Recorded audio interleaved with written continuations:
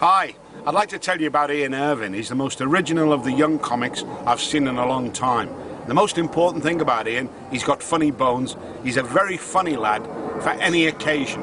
And if I was booking someone, he'd be high, maybe first on my list. I wish him well, and I know if you book him, you'll get great entertainment, great value, and a lot of laughs.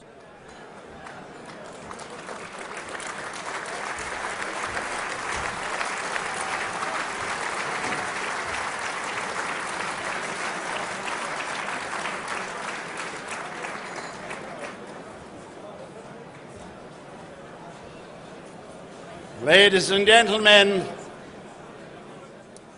your final speaker has already been beautifully introduced by your chairman.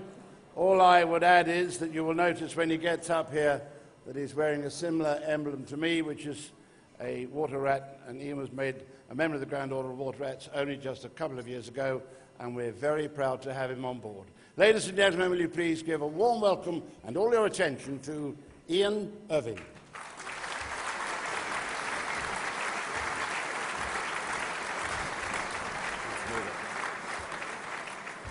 Right, thank you very much, and good evening, ladies. You must be with me. I'm a bit nervous doing this tonight because the last time I saw this many white people, I was in court. What I'll do, I'll tell you a little bit about myself. I come from a little village in Essex, down there near Southend. Thanks for pointing that out, Francis. And a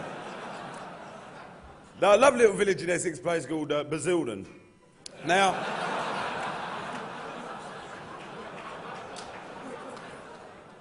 we've got this German shepherd moving next door to us. Keeps jumping the fence and digging up our garden, and he's got this dog.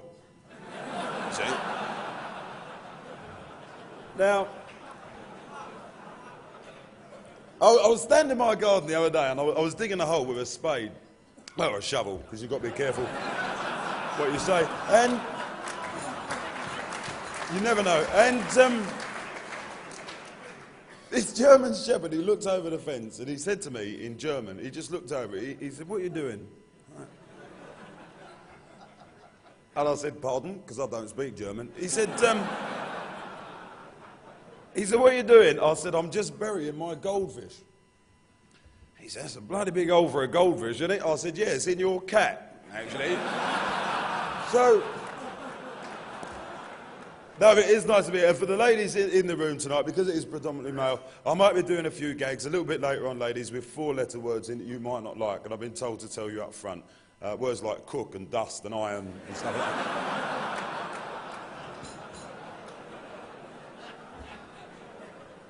Well, when you're actually doing this speaking, you've got to get people to like you, and hopefully people like you and everything else. And to do that, they need to know a little bit about yourself. And I told you I come from Basildon, and I'll tell you about my family. I've got a little boy, 7, which is a stupid name, I know.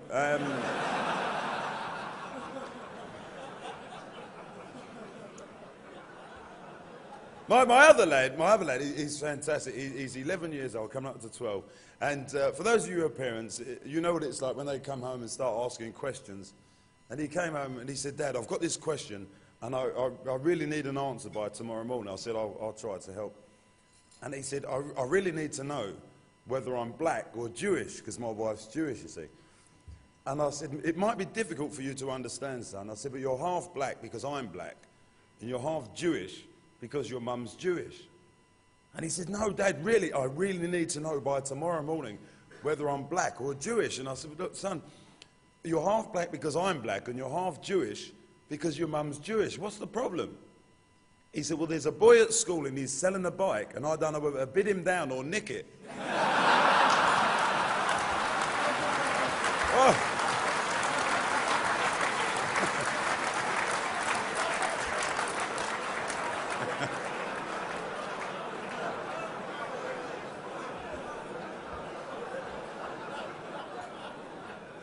That's the trouble, you can't trust these Jewish people now, can you? I actually used to work, do a function every Friday night. I used to do a function in Cardiff, just so in the Marriott Hotel, and I used to come out at the Cardiff station. There was a guy there. Unfortunately, he was not partially sighted. He was blind. Unfortunately, this guy, and to make ends meet, he used to make matches and matchboxes, and they were fantastic.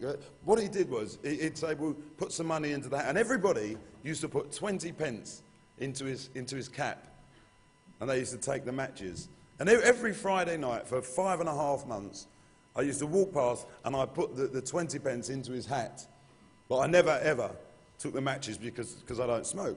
And after 5.5 months, he got my footsteps. He said, excuse me, sir, if you don't mind me asking, he said, but is it you that comes here every Friday and puts 20 pence in my cap and you don't take the matches? And quite reluctantly, I said, yeah, it's me, actually. He said, they've gone up. Ian Irving, ladies and gentlemen. Thank you. Thank you very much. Thank you. Cheers, sweet.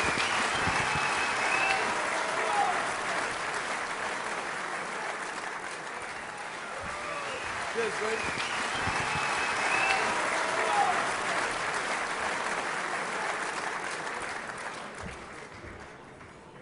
Good luck, Ian.